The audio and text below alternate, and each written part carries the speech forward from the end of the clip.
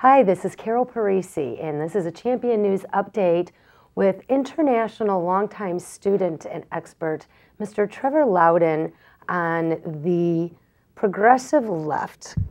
Good day, Mr. Loudon. Hi, Carol. Lovely to be here. Thanks for having me on. Well, thank you for joining us here today. Mr. Loudon, you were part of the movie Agenda, The Grinding of America Down, and you speak very specifically to a specific agenda by the left.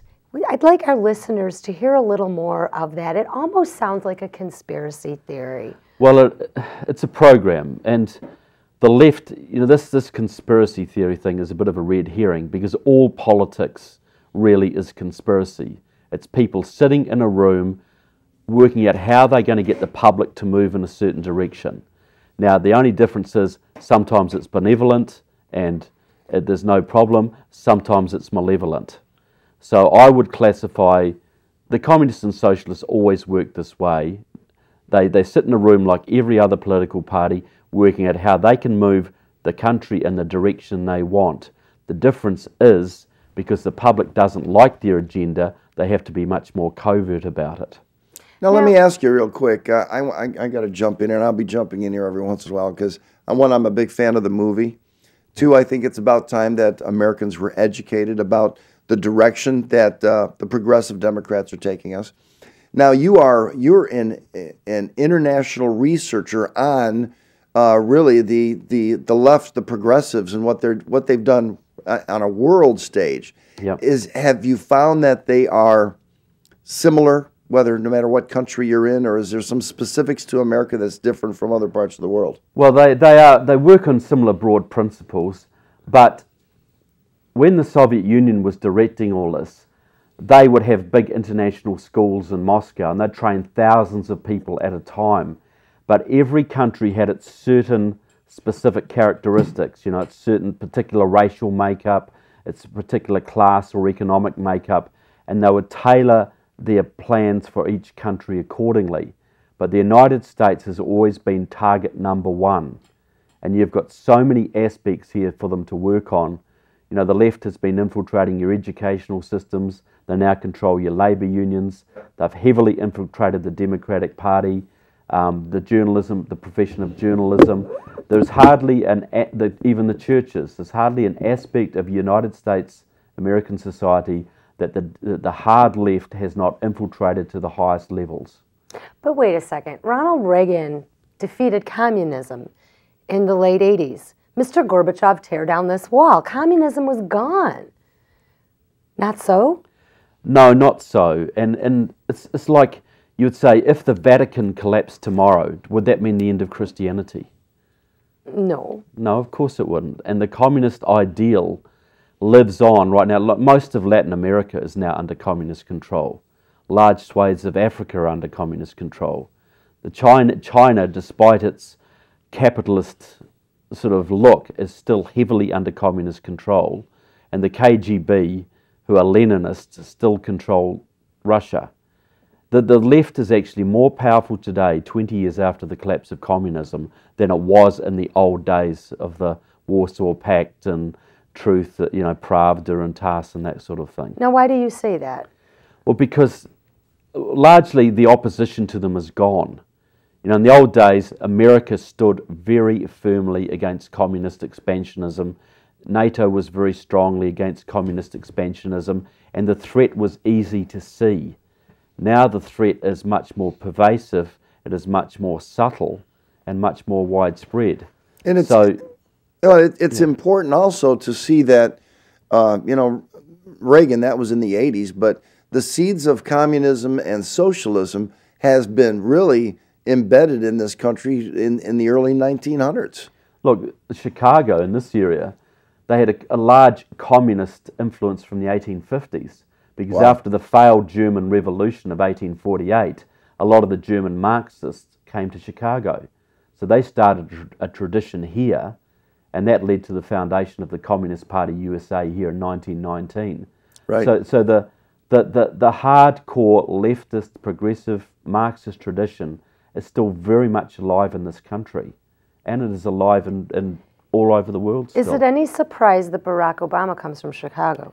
No, and what type of influence is Barack Obama under because of being from Chicago and this heavily Marxist influence? Well, I think he came to Chicago for a reason, and he openly states he came to Chicago because he was inspired by the election of Harold Washington, your mayor, who was elected in 1983.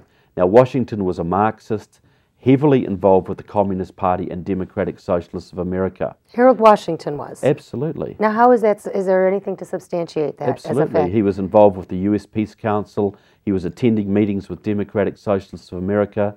He stacked his administration full of Marxists. I could name a lot of them. He was picked out by a small group of Marxists. But basically what happened in Hyde Park in the 1950s, the communists and socialists got together to form an alliance to take on the Daily Machine. And they linked up with the communists, with the black population of South Chicago, the Latinos and the labor unions. And the first person they got elected was Leon Dupre to the Chicago City Council.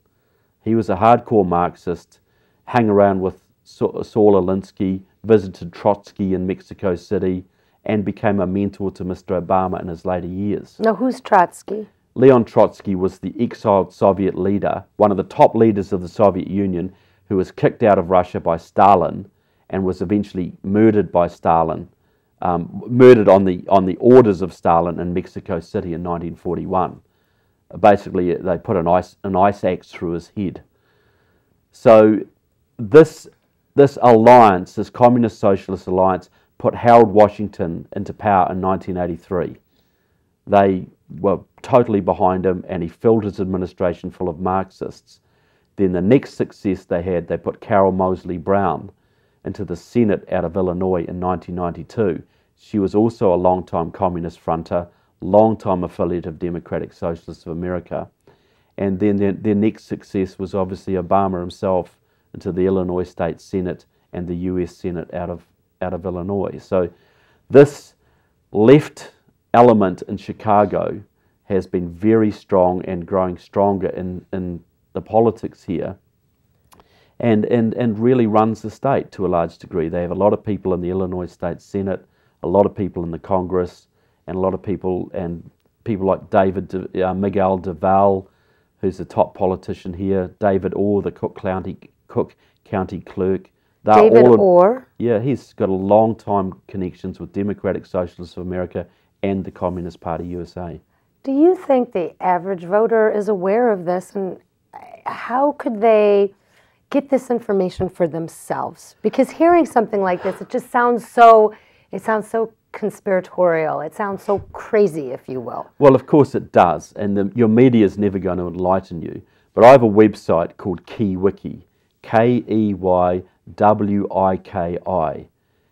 and that has got 61,000 pages of US politicians, and a whole bunch of them are here from Chicago. So if they want to go to KeyWiki, KeyWiki, and type in David Orr's name, it'll bring up all his communist connections, his pictures of him attending Democratic Socialists of America events.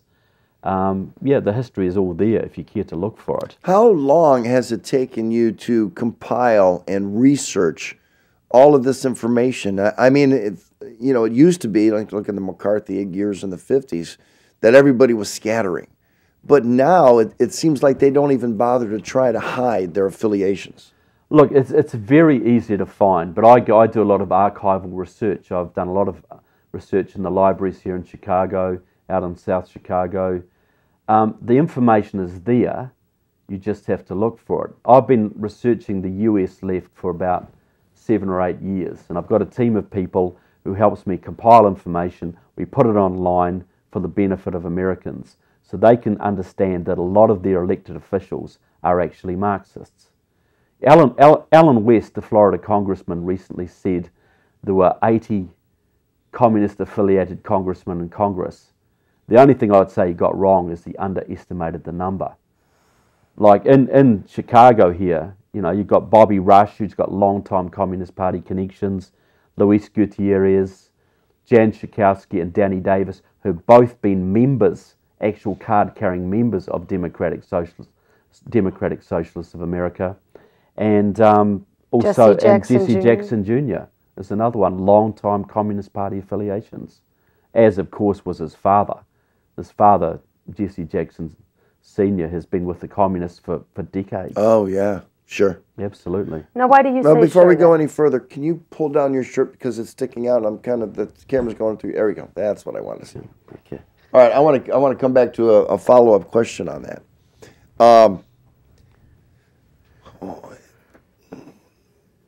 Why would an American adopt such philosophies as communism or socialism in a capitalistic system? Is it because they believe that ideology, or is it that they're seeing what side their bread is buttered on, and that if they want true power, they needed to jump on this bandwagon? I think it's a matter of both. You know, the left has infiltrated the universities in this country for decades, so they have a lot of young minds to work on. So a lot of young people get indoctrinated into Marxism at university, then they get into politics. They work as an aide for a senator or something like that. They work their way up the ladder, and the power takes over. You know, they start out with the ideology, but the deeper they get into it, the more powerful they get, and they understand that if they want power, if they want to gratify their egos, they've got to support the left. They've got to support a centralized system where they can run other people's lives. And it becomes a big ego trip for them. Wow.